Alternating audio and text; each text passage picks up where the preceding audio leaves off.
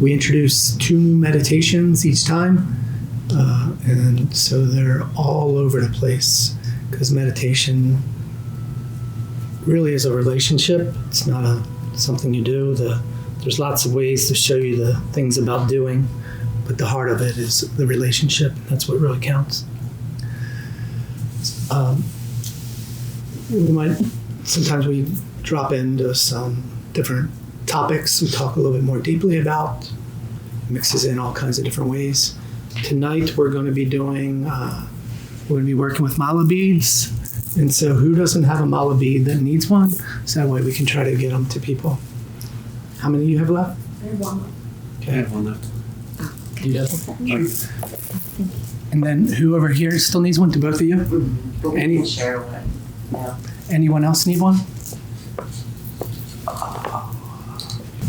So anyway, take a deep breath in through your nose, filling the belly for maybe a count of 6. And then try holding it for 6. And then slowly breathe it out through your mouth for a count of 6. So if you need to, put a hand on the belly when you take that breath in to make sure the belly is getting bigger, not the shoulders, not the chest, not the nose. Just trying to get a little bit grounded, a little bit present. Do that a couple times just to check in with yourself. Notice where you're at, physically, emotionally, mentally, spiritually, whichever way you would like to measure it.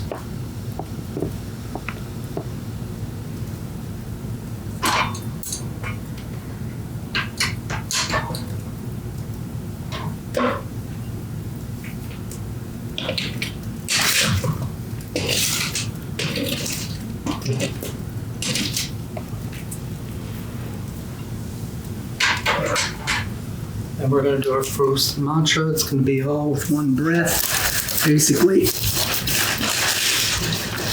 Om Namo Guru Dev Namo. Om Namo Guru Dev Namo. So the idea in that mantra basically is just you're calling to creation without and then to the creator within. Take a deep breath in, fill your belly. Om Namo Guru Dev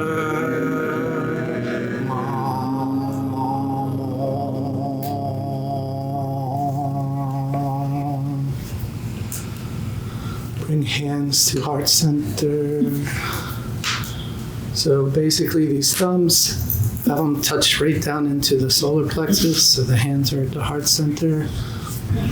One more breath. Take a deep breath in. Om Namo Guru Dev Namo.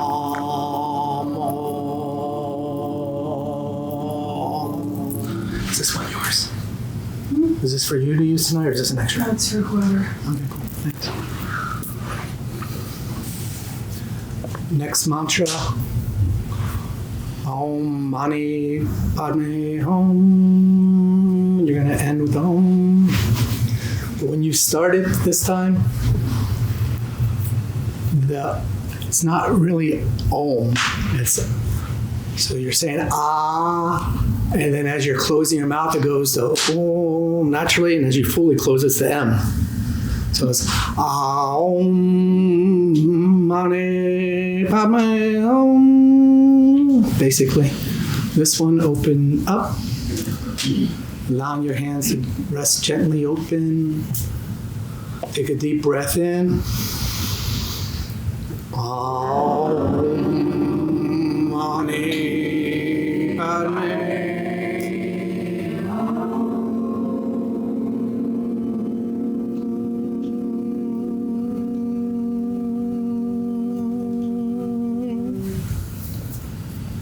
Allow the hands to settle. Close your eyes. Pick a point within your center. Look within. And try to concentrate on that point for a moment.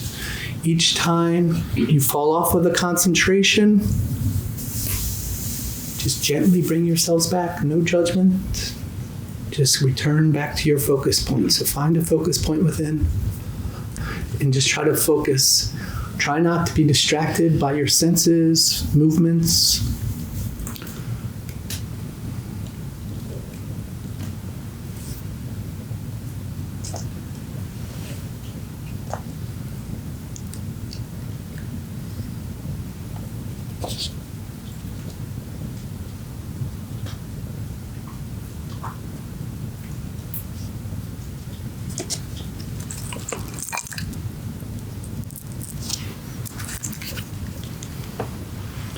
Keep returning to your focus, allowing your energy to get a little bit more subtle, you might notice, without trying to control it.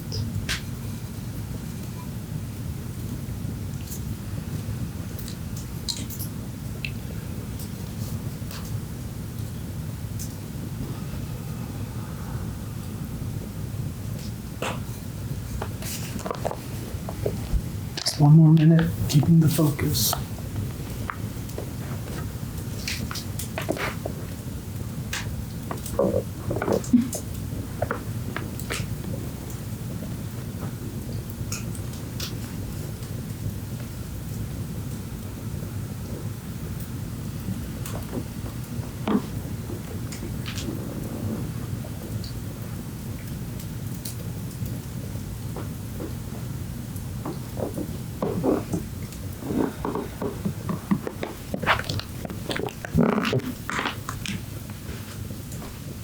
And as you're ready, you can open your eyes.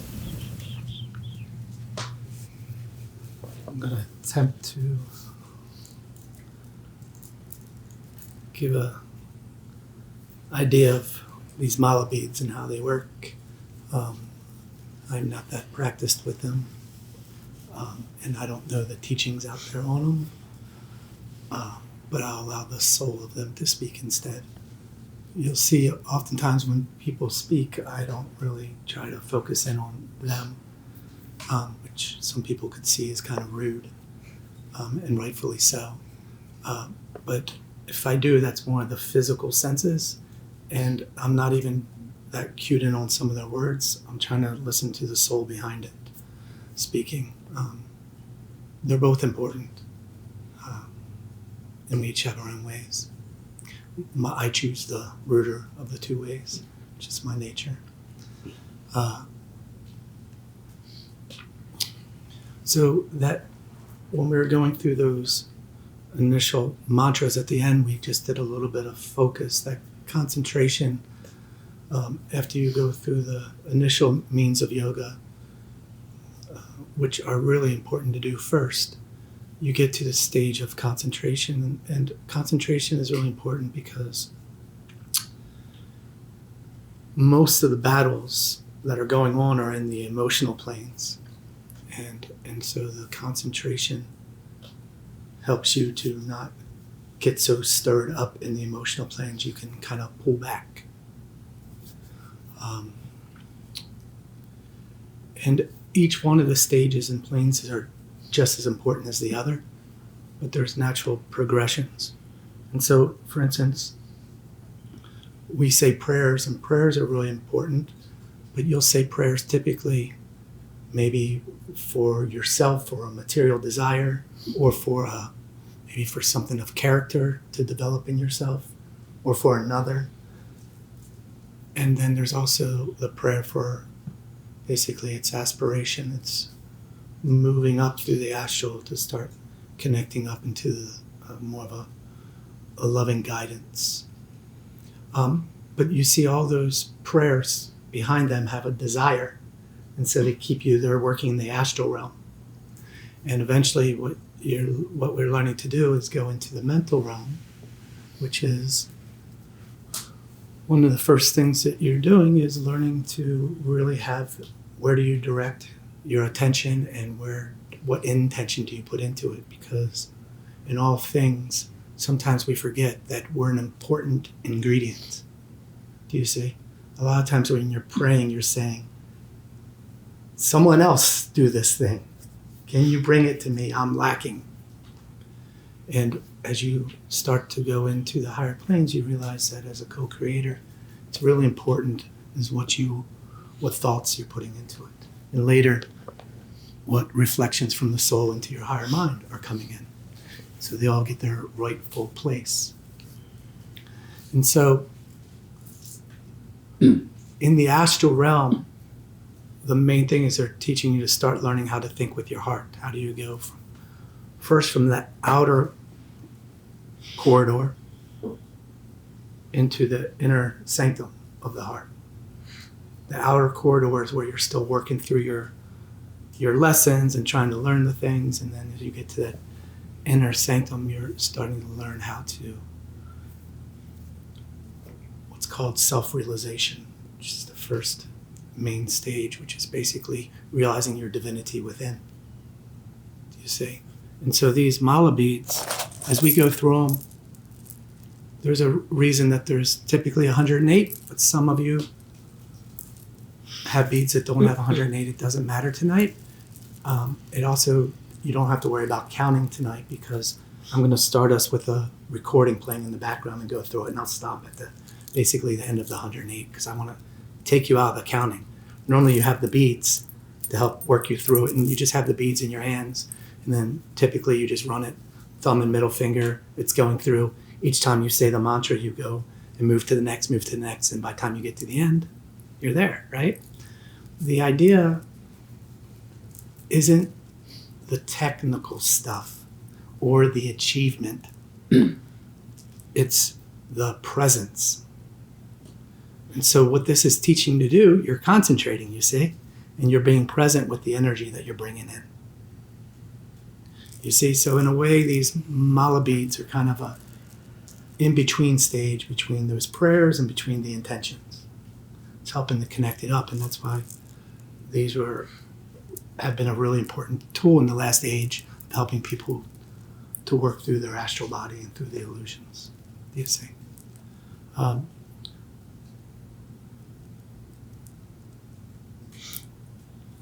We'll practice the one tonight.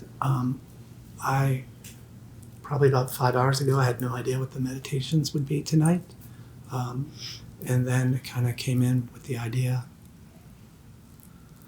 to do a mantra with the mala beads. And so then I created one, started doing it a little bit, and then it went the whole other direction. It was like, okay, drop the one you created, here's the one to do. You see, and so you want to be, the reason I'm sharing that is you want to be open to that, right? So the whole idea is you have your desired intent, you put it out there, and then you let divinity work with you, or your soul, or whatever it is, depending on what realm you're with. And so you try not to control the outcomes. Do you see? So sometimes Spirit's going to have you go kind of this way just so they could get you to turn over here. And if you start going this way and you start getting attached to it, you've kind of lost the insight. So you always want to stay humble enough to say, guess my stuff isn't appropriate today, let's go over in this direction. Does that kind of make sense? And so you just want to be open to that as much as possible when you guys are doing these things with your own meditation centers or your own groups or wherever else that you might build from some of these things. I'll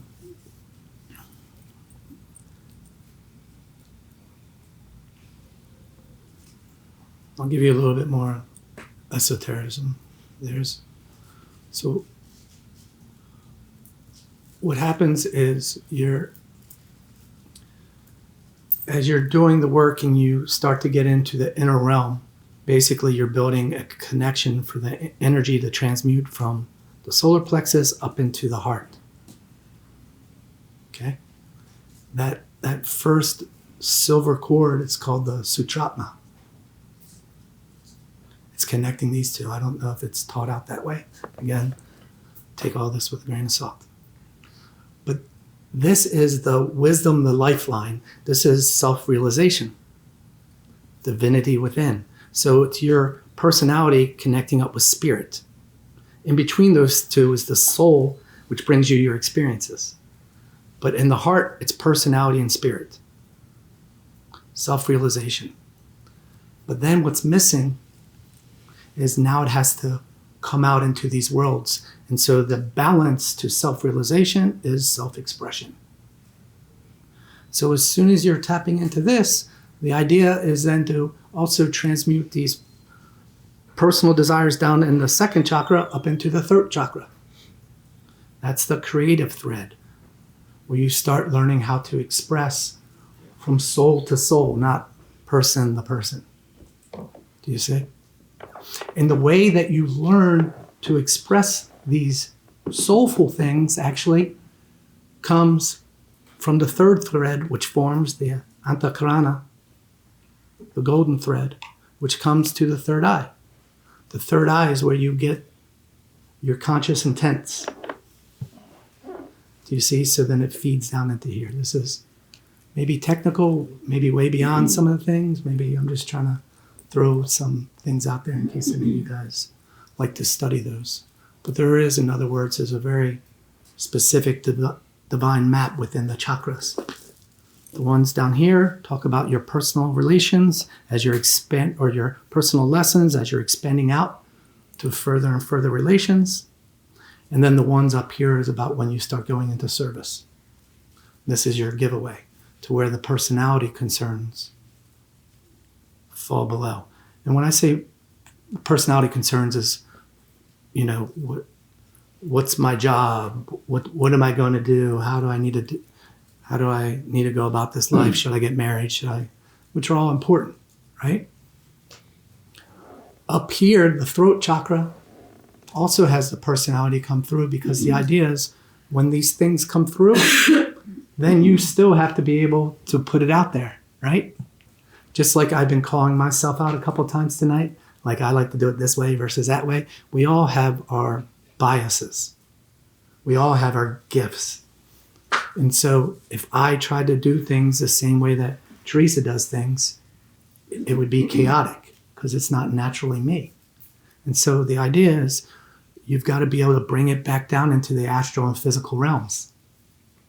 Do you see? That's where the personality comes back in, because the spiritual light isn't meant to come into full manifestation here. It's meant to come in through our own experiences so we can learn through that conscious connection. Anyway, so it's kind of long-winded, but you can kind of get an idea. So the mantra tonight, I'll go over a couple of times with us, and then we'll play it, and then we're just going to go through it. It actually, it's a form of Buddhism that's at the base of Mount Fuji. So Japanese style Buddhism. And basically this mantra is just calling in your Buddic nature. So what you're doing is awakening to that nature. Compassion, courage, presence. Do you see? And so typically you would have one slightly bigger mala that you would start with. And so then once you say your first one, then you go to the next one. So the next one is your one, right? Because the idea is as you come back around, you would end back on the big one, because the whole idea is when you end back on the big one, that's when you settle in and you just sit in that awareness for a moment. Do you see? So it's pretty simple. We're just going through, we're doing it together, building an energy. You can say it as much or as little as you like. You can also fall into your head saying it if you like. It's all right. It's much more powerful if you speak it out because of the sacredness bringing it into this realm. But I want you to be comfortable. And I also just wanted you to have a general idea of what the mantra is. So you don't have to be too worried about it. It's basically just bringing in a loving, compassionate energy. So as long as you're all right with that, that's the mantra. Sound good? Any questions so far? Cool. It's the first time I've ever done this mantra. And so it's basically just Nam Myo Renge Kyo. It's going to be kind of fast. I chose a fast one, and there's a reason I did, but so it's going to go through pretty fast. So each time you say it, Nam Myo Renge Kyo, Nam Myo Renge Kyo, Nam Myo Renge Kyo.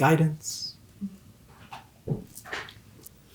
Thanks everyone for sharing and trying out that meditation. We haven't done a Mala bead meditation for a couple of years, so it's good to mix things up.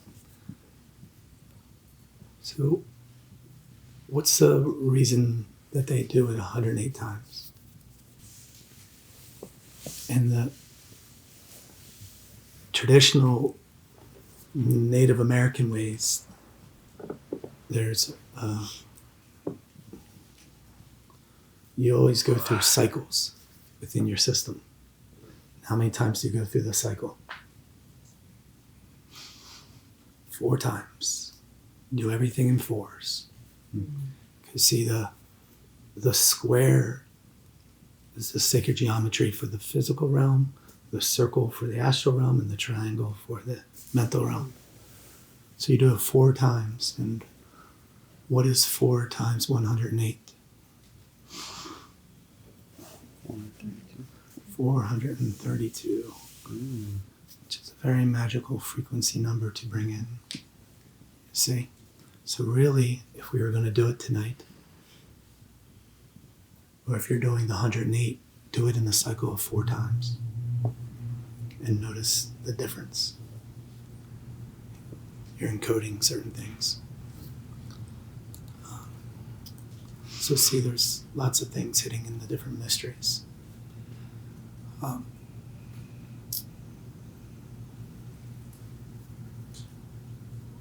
But most importantly, just make sure whatever it is you're doing it with a loving intent, and with a humility, and without trying to think you really know something, you see? Because you got to be really careful on that wisdom line. If you don't balance it out with the loving consciousness, it can really start to corrupt you and take you places that you don't want to go. But also, we spoke tonight, a few of you brought up that compassion that comes up through this. So what is compassion?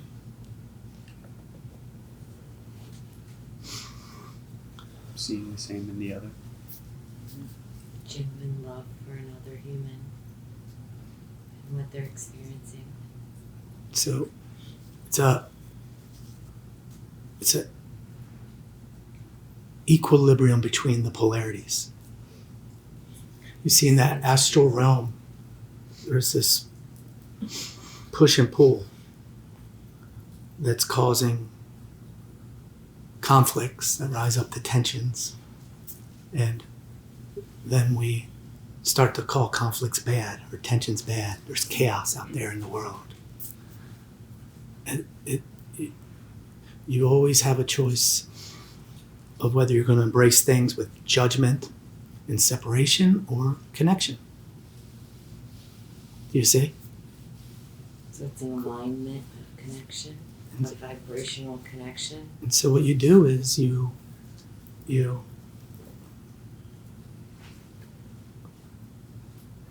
look at the polarities. Since we think literally like that, you look at both sides. Right? And so let's say you're struggling with patience. You look at patience and impatience. What's it like to be hyper patient, kind of patient? What's it like to be impatient, hyper impatient? And you look at, man, sometimes being impatient can be a really good thing to have. It can help. And sometimes being patient, right? And so what you do is you explore both ends, and then you say, okay, now knowing that both ends have some good in them, where do I fall on that line? That's my current bias in this life of how I look, feel, and perceive the world. Do you see?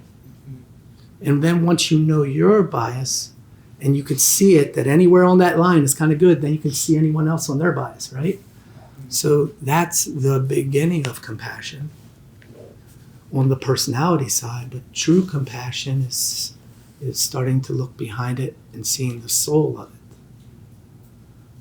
Seeing the loving being in everything that you encounter. Do you see? Without trying to judge it or change it. Trusting and having faith. Do you see? So just like as we step into our powers, we can try to use those powers to help humanity. There's a polarity in that, where there's some out there who want to step into the power and for whatever reason decide to want to control humanity.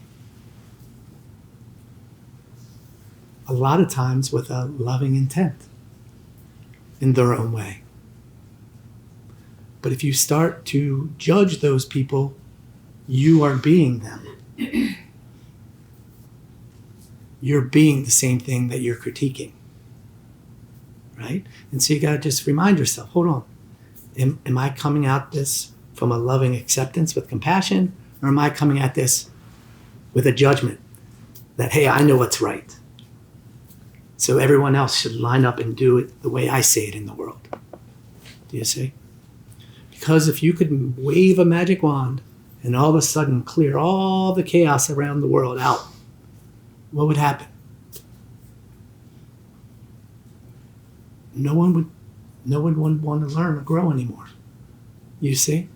So many times out there, the times you grow is when you're struggling.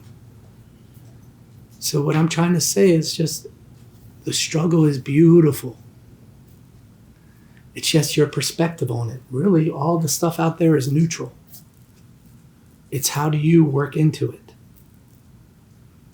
Do you see it? Do you add to it or subtract? And whichever way you do, just objectively look at that. So, okay, in that moment, this is what I did. Not, man, I did that way, now I'm bad. Because see, just like that concentration we said, each time you fall off, come back, don't beat yourself up on it. Be happy that you caught yourself so you can course correct. Do you see? And that's all we just keep practicing doing. That's the concentration. Keep pulling yourself back. There isn't a person in this plane that doesn't get distracted. If they were fully out of that, they wouldn't be in this plane. Do you see? So the idea is, how quickly can you keep bringing yourself back? And not to critique the things that you call bad, but to see them as opportunities to learn and grow. You see? Because it's really easy to send love, for instance, in this room. But it might be a little bit harder to send love to someone who you disagree with politically or religiously or whatever other separation category you want to call it.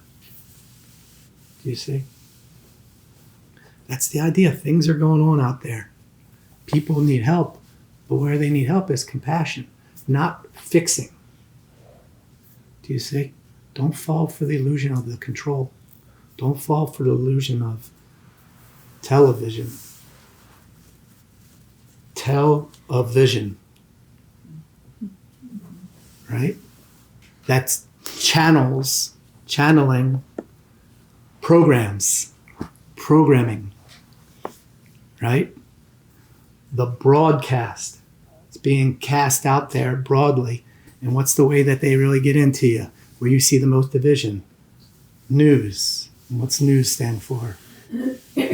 North, east, west, south.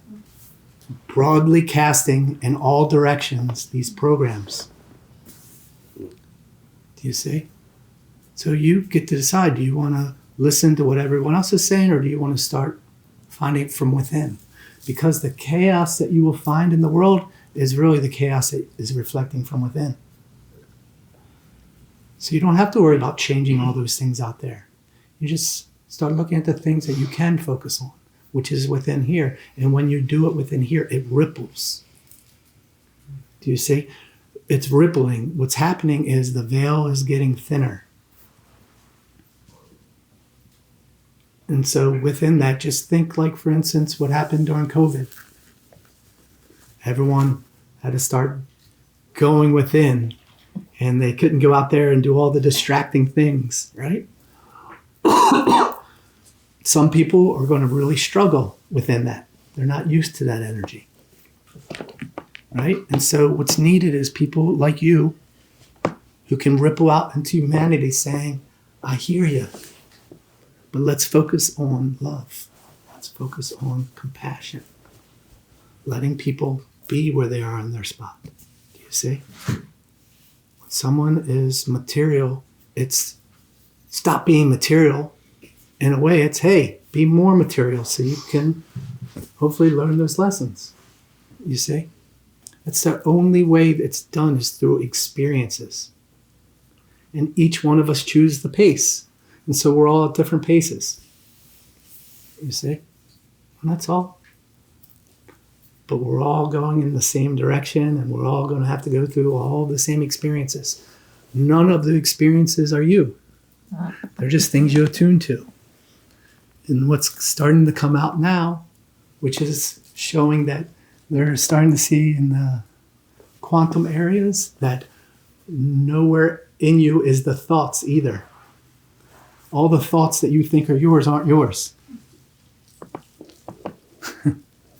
You see, but you want to, we have this natural tendency to attach to things with our senses.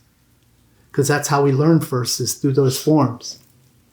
You see, but the way out through it to get into those other consciousnesses is you stop having so much attachment to those forms.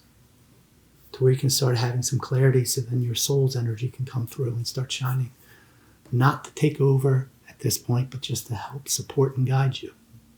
So you can start to be more neutral and start to see things from a much broader perspective rather than this really narrow lens that we each have with our own biases.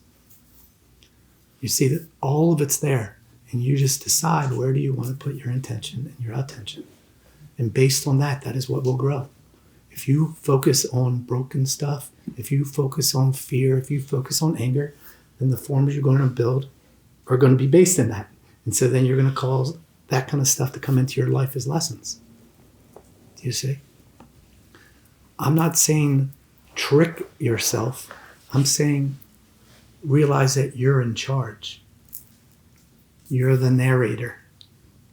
Do you see? You're not just the actor. You're the director. You're all of it. You're the audience. Anyway, any questions or anything anyone wants to share about that or something else? I have a question. Sure. How do you hear the soul when you are saying that you do not listen to the words, but you are listening to the soul? How do you get to that point to do that? And what do you experience when you do that? Yeah, each person would experience it differently. For me, I try not to understand it at all.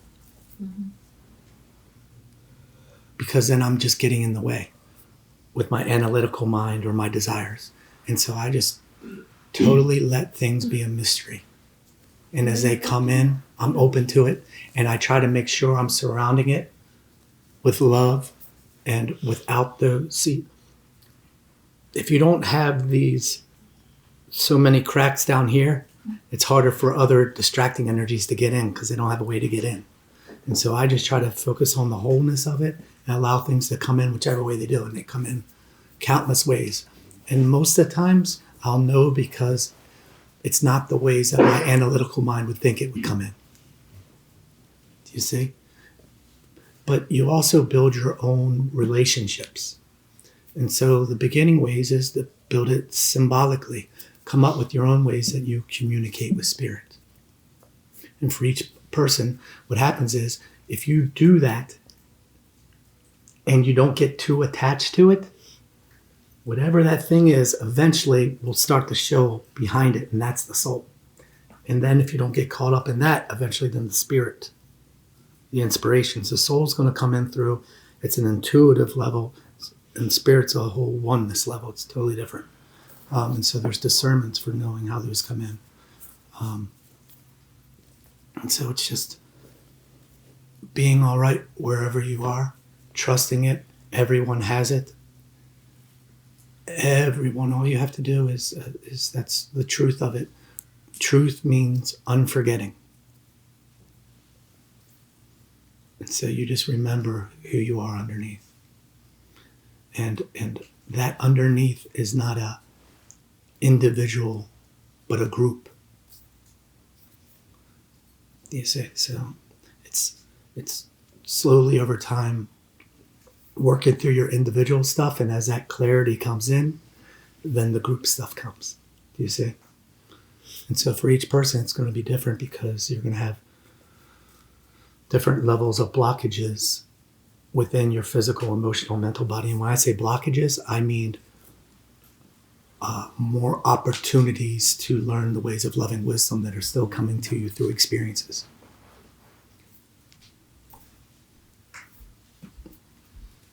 Anyone else can add to that too. Maybe you have different ways. And so they gave two great insights, one being the word being and one being the word theme. Both of those are very good indicators. So if you meditate with those two, see what comes up. Anyone else?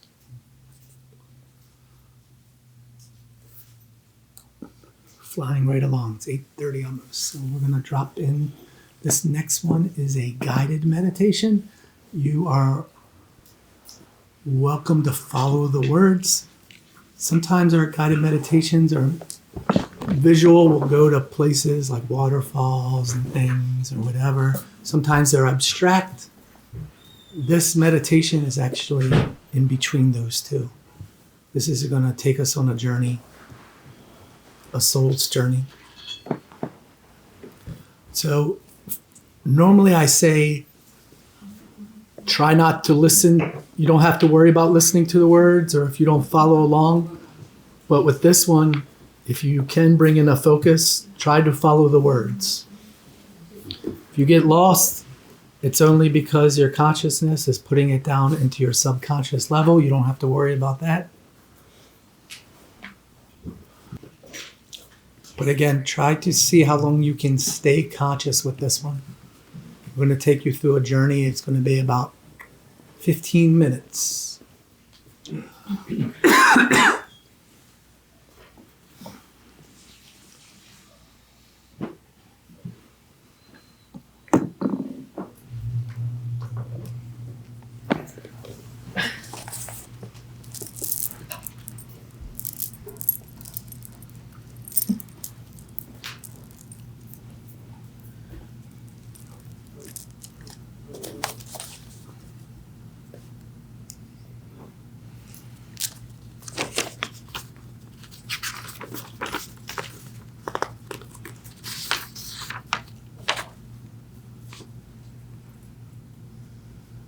Giving yourself permission to be present. Allowing the body to start to settle. Bringing your eyes closed or softly gaze downward. Taking a slow, natural breath in.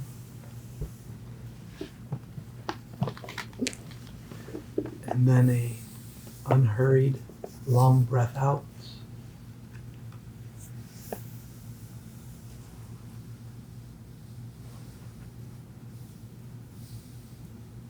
Again, breathing in through the nose, releasing gently out through the mouth.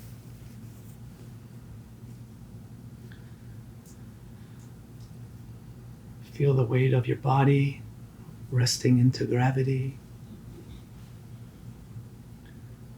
Nothing to hold, nothing to fix, just arriving.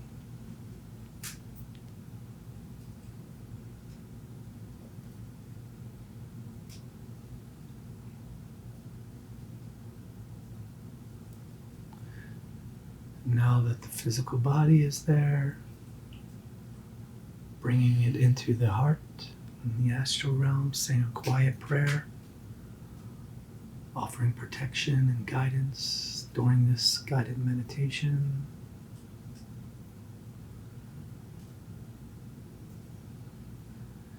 Then, most importantly, using your mind to set an intention, commit to a steady presence,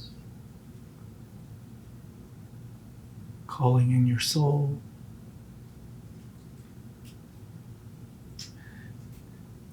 And let your soul know what you seek to awaken throughout this meditation.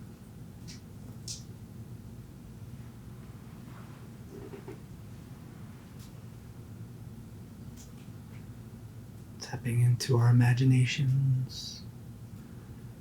Imagine a moment before this lifetime, before memory, before form, before name.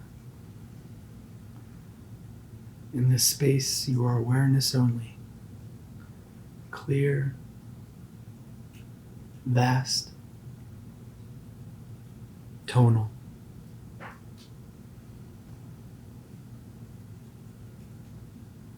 And from this place, prior to incarnation, your soul sounds its authentic note.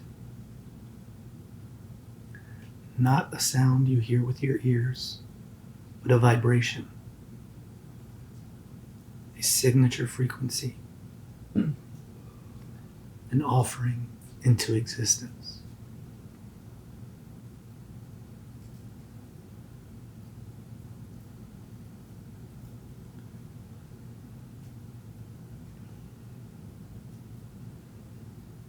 This note carries your essence, your unique current frequency of loving wisdom.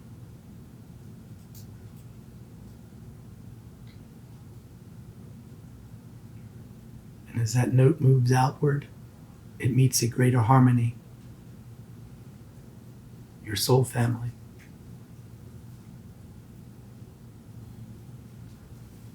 With each being sounding their own tone. Where these tones align, there is resonance.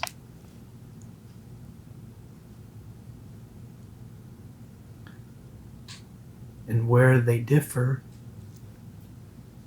there is opportunity.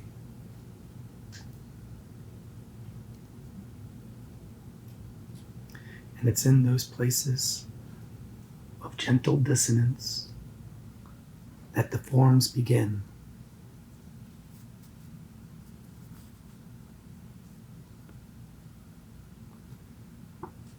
Sense now how these three sacred instruments are arising, not as a punishment, but as a gift for experience. The physical body to learn presence, limitation, action, and care.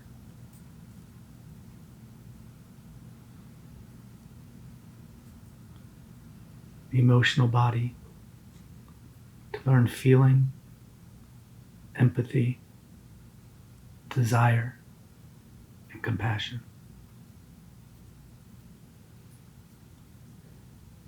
And the third, the mental body, to learn meaning, reflection, discernment, to truth.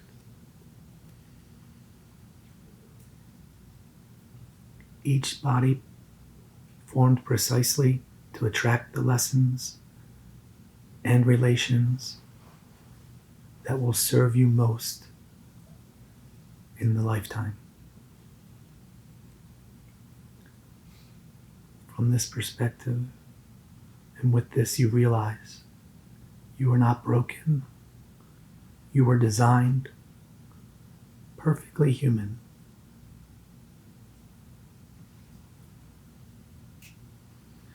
And as you work your way through this incarnation, consciousness answers the calling of your bodies. You begin to experience life, moments of joy, moments of confusion.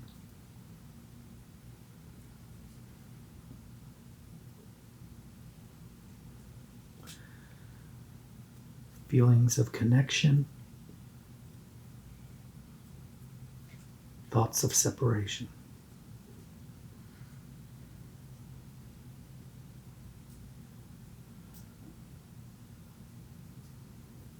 space for love, a space for fear.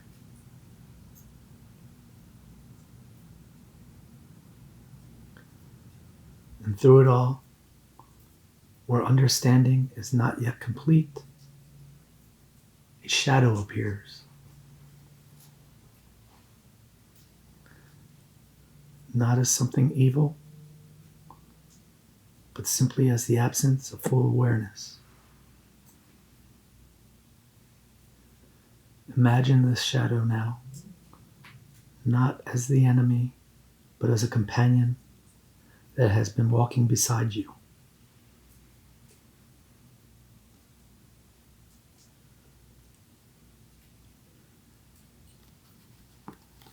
See it gently. The habits, the reactions, the protection, and the patterns. Ones that helped you to survive, to belong, or to endure. Look upon all those past reflexive reactions and bow to them in gratitude.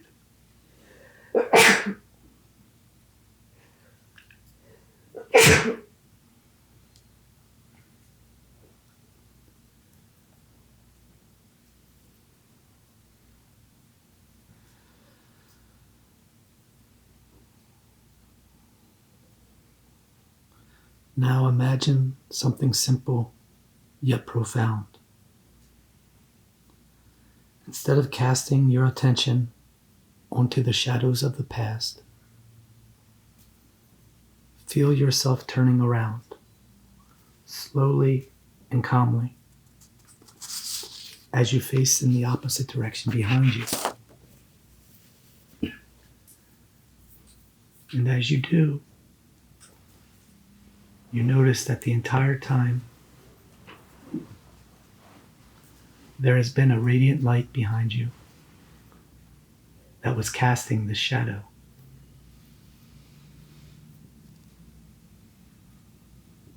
This light is not new. It has been with you at every moment, every experience, every relation, as a support system. This light is the soul itself, hovering patiently, lovingly, in deep meditation, waiting for the shadows to clear.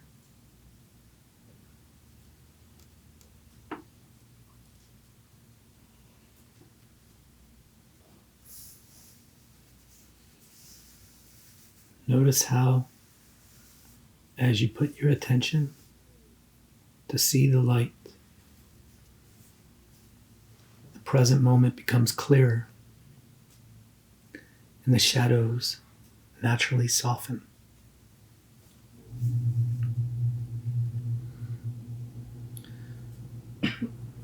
No effort is required, no fixing needed,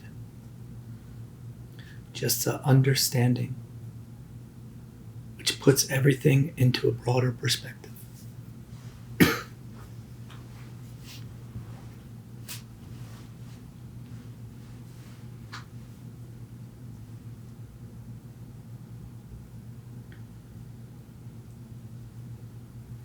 Feel now this light glowing within you, moving through your physical body, bringing ease, broader presence, and a gentleness as this works in coherence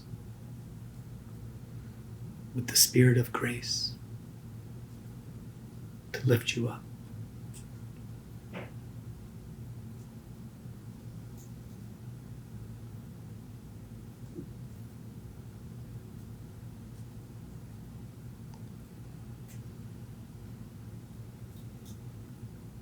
the more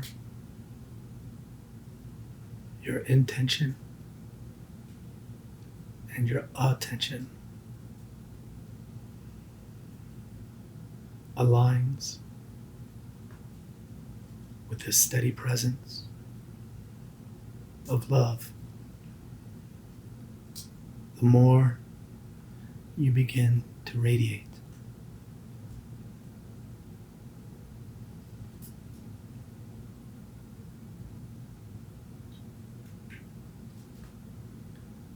Expanding out further, moving through your emotional body, bringing an allowance, a warmth, and a compassion as the spirit of peace settles upon you.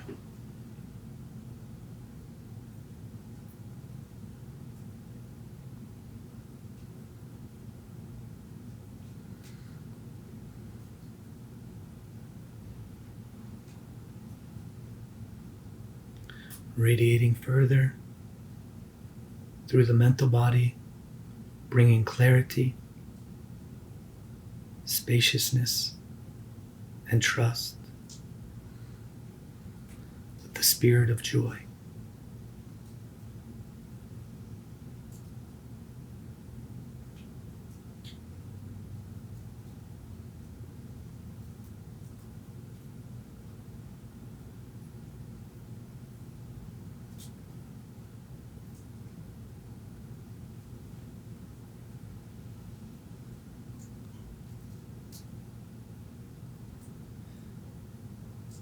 As you expand out, you look over your experiences and out into the world with a sense of illumination,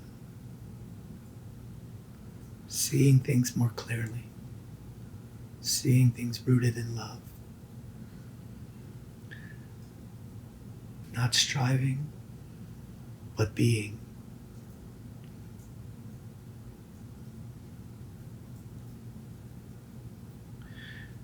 You are not becoming something else. You are remembering your true nature.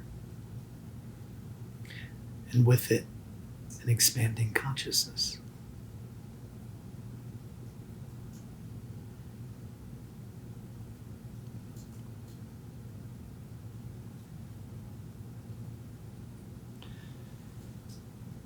In this remembrance,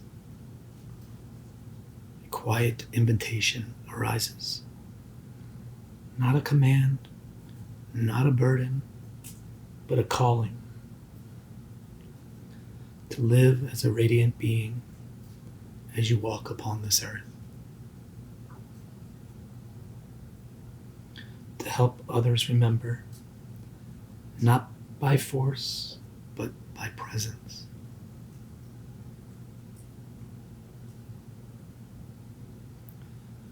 Your light does not burn the veil away, it just gently thins it, like morning light dissolving the mist.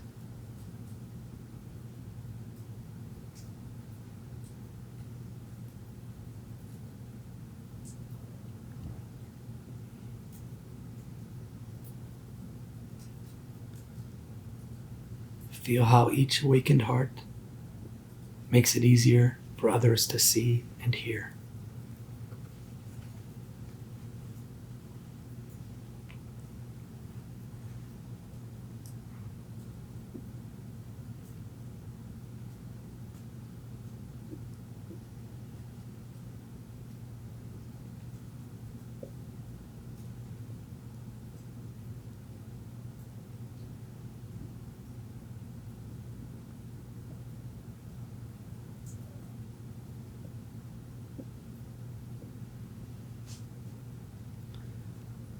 Similarly, heaven does not arrive suddenly. It has grown moment by moment, choice by choice, through the demonstration of conscious love on earth.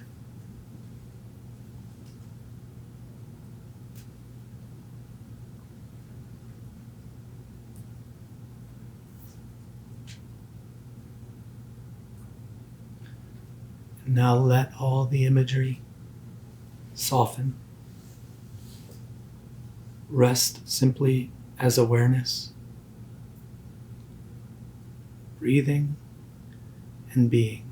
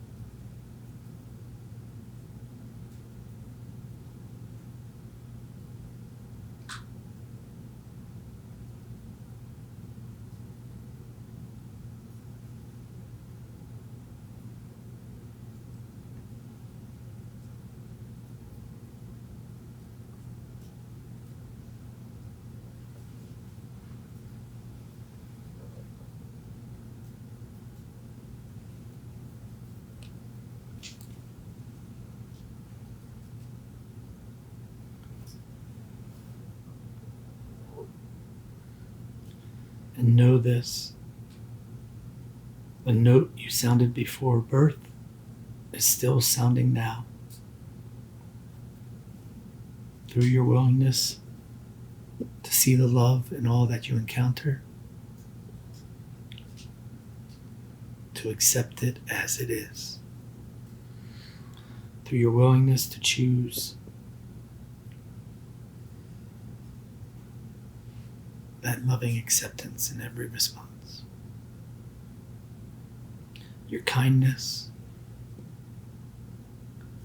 your presence,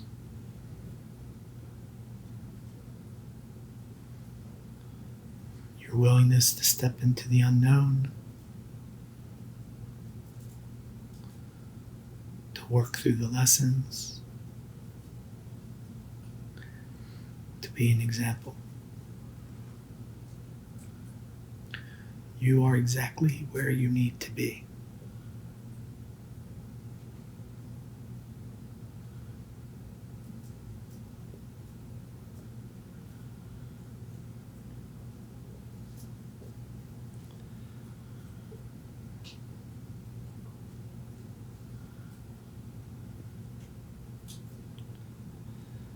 And then begin to gently feel the body again.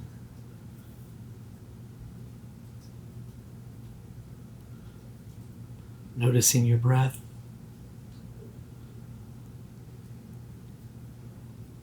Your body touching the room. The weight of your hands, the support beneath you.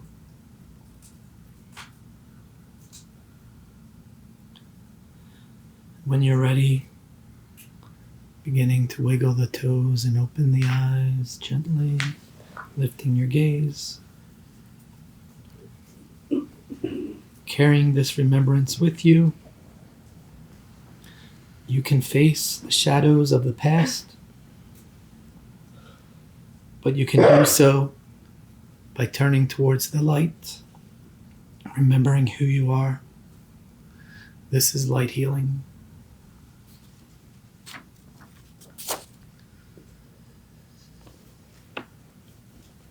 Wiggling the body, starting to come back as we prepare to close out the evening. Body relaxed, the mind alert.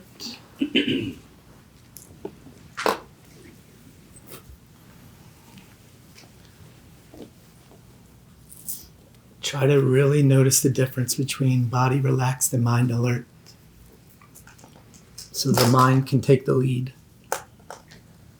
It's easy for the mind to take the lead if the body says, I'm energized. This is where the disciplines happen. Practice them now, it's easier out there.